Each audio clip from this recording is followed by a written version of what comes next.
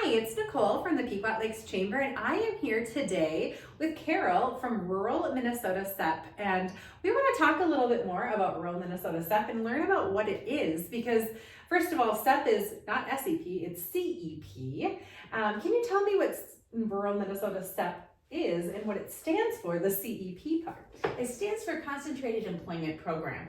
Rural Minnesota CEP has been around for about 60 years now, and it's a nonprofit that was founded specifically to help rural communities with employment and training, and to meet the unique needs of rural areas in entering the career force and things like that. So, perfect. Yeah.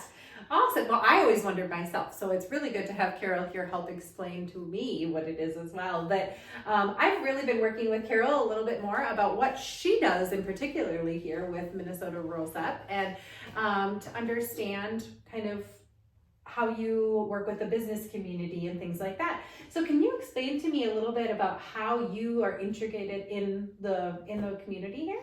Sure. Well, my program, I work with the youth program, so I'm the youth services coordinator. So I administer about 5 different titles of programs specifically targeted at youth from ages 14 to 24. Each of them is unique and have different qualifications and different program outcome expectations. But one of the big things that I do is work training. And so with young people that are not quite in the workforce yet, to help them have an opportunity to have a work experience with one of our local businesses here that maybe isn't prepared to hire or isn't prepared to hire someone that inexperienced. Yes. And so we employ them and pay them, and then are a liaison between them and the various work sites, the various businesses that may be willing to host a young person that needs some experience in building those basic job skills and beginning job skills. And it also helps them explore different career areas so that it can help them identify things that they really like or really don't like. So and maybe they think they like something a lot and realize after a day they're like, not for me, right? Exactly. And so as they get older, of course, we also do some funding for college, particularly in in-demand career fields, because some of our grants are Department of Labor titles, right?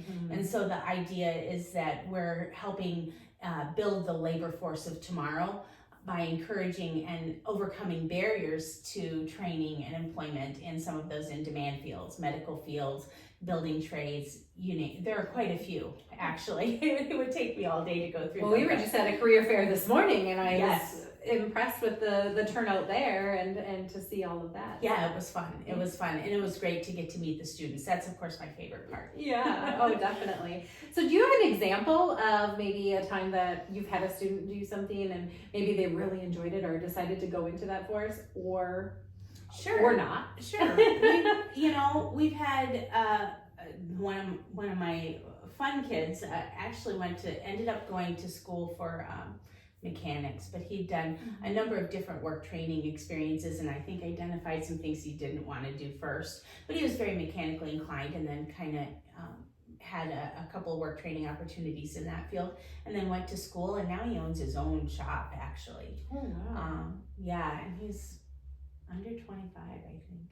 That's really, really neat. Okay. Yeah. So you're really seeing them join that workforce and then, kind of make their own out of it, which is very, very neat. Yeah, and it's amazing, when you see, we had one young man that came through our program that really, he's like, I really like, trucks and big trucks and things. He went for heavy equipment operator and was making like $30 an hour, and he's doing fantastic, and for young people to be able to enter the career force with a skill means they're going to be entering at a good wage with benefits and things like that in a field that's needed, because things like plumbing and mechanics, these are not simple things. They're trades that if you have a knack for it and a passion for it, you can really make a good living and be really happy at, but they're vitally needed.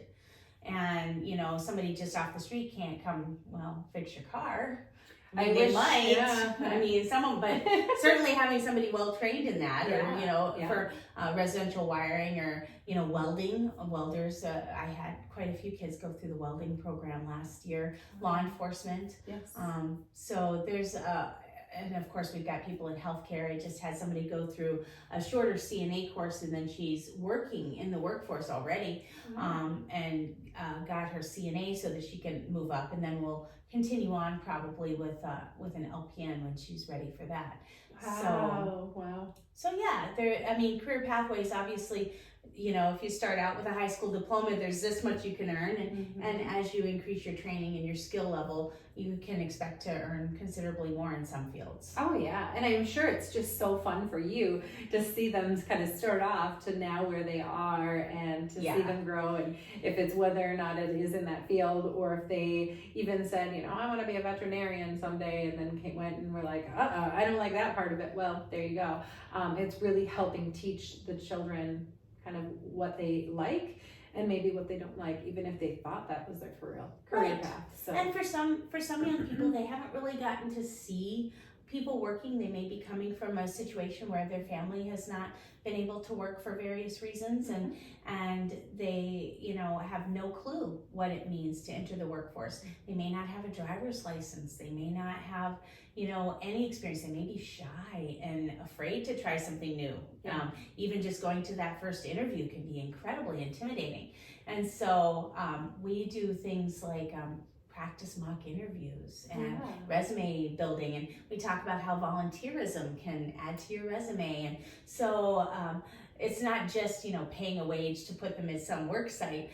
There's a lot of wraparound and case management that goes with helping build that student into being prepared for their future career, whatever path it may be. I may work with students, they choose a career path that isn't maybe a fundable one because it's not really in demand, but they have the skills to work other jobs while they're building themselves in that other career as well.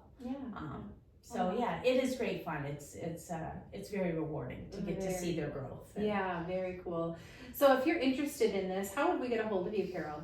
You would just call the Career Force Center. My main office is in Brainerd at the Career Force Center, which is on the second floor of the county building.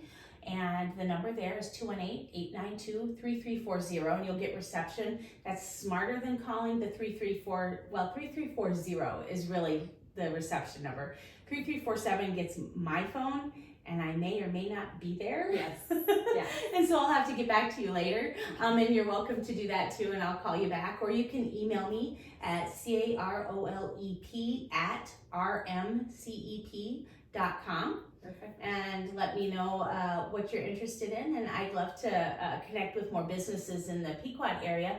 We have a ton of fantastic students in our community, and some adults. CEP does have adult programs as well. Awesome. I just focus on the youth because that's my niche and what I love, but we do have adults also and programs for them. We'd love to connect with more potential work sites and the opportunity for on-the-job training, things where we can help fund somebody getting into the workforce. So perfect. Well, thank you, Carol, for sharing all of that exciting information to us. And if you're interested, feel free to reach out to Carol. If you'd like to do a business spotlight, reach out to me, Nicole, at the Pequot Lakes Chamber at 218-568-8911. Thank you and have a great day.